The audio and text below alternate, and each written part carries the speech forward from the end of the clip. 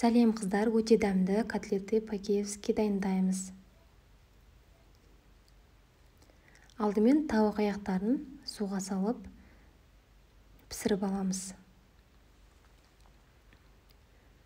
Татымына қарай тұзымызды, бұрышымызды, лавр жапырағын қосып 20-30 минут пісіріп аламыз. Піскеннен кейін суытып, етін терісіменен сүйегінен ажыратамыз. Етін бөлек алып қаламыз. Сүйегін тастауға асықпаңыздар.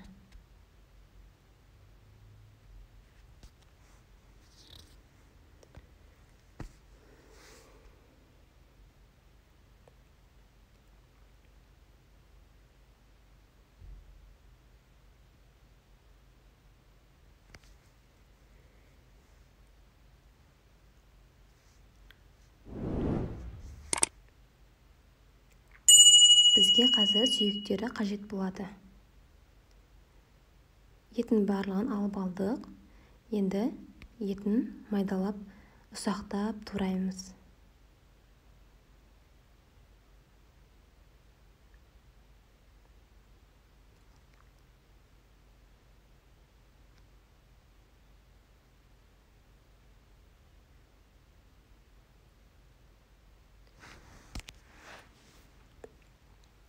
Барлығын жақсылап турағаннан кейін ыдысымызға салып аламыз.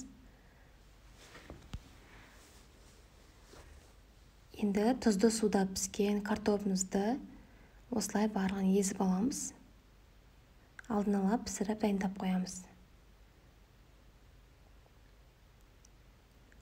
Турап қойған етіміздің үстіне езілген картопымызды саламыз.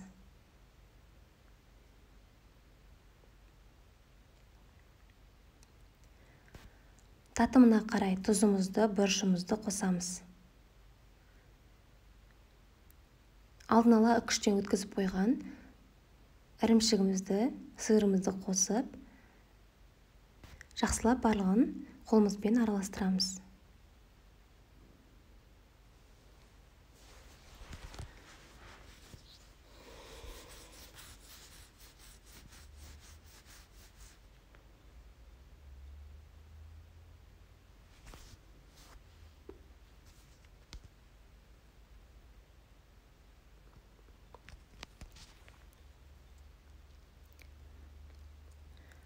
Қолымызды сулап алып, жаңағы алып қалған сүйектерімізге котлетімізді дайындаймыз.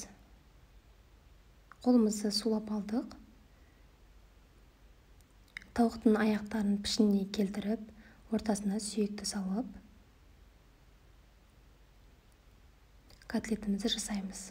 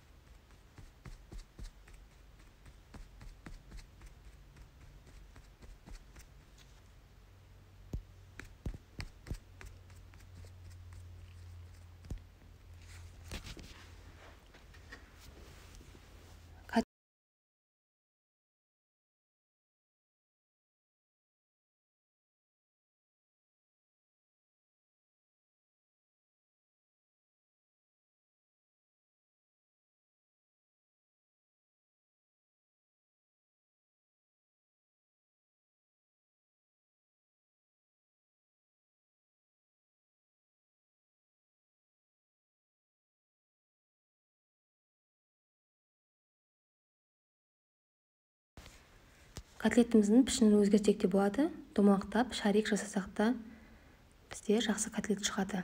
Енді салмамызды жасаймыз. Жұмыртқамызды осылай араластырып аламыз. Ұнымызды дайындап қоямыз.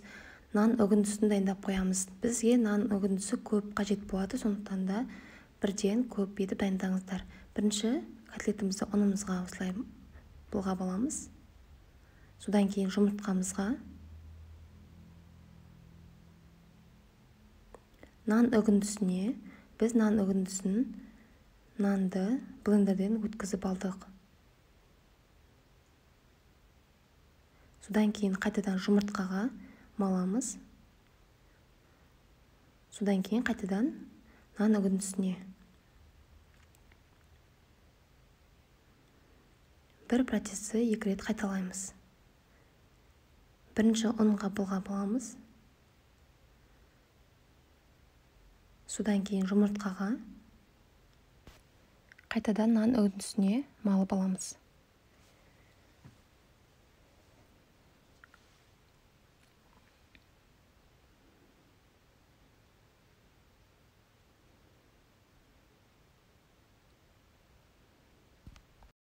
Котлетті сүйексіз домалақ етіп жасайтын болсақ та, осы процесті жасаймыз.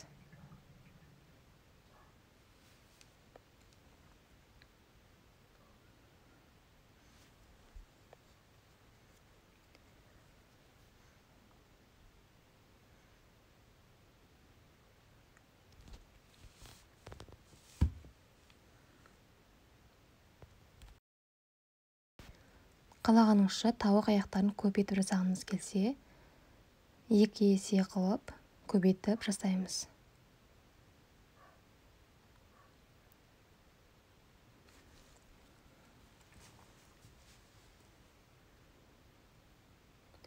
Біздің тауық аяқтарымыз дайын болып қалды. Алдын ала майымызды отта қыздырып қоямыз. Біздің майымыз көп болуы керек, сол кезде біздің котлеттеріміз өте жақсы болып піседі.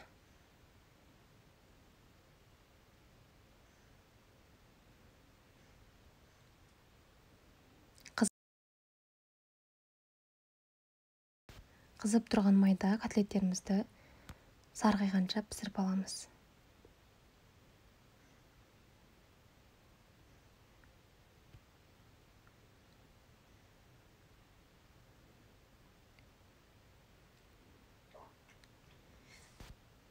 Дайын болды, енді келесісін саламыз.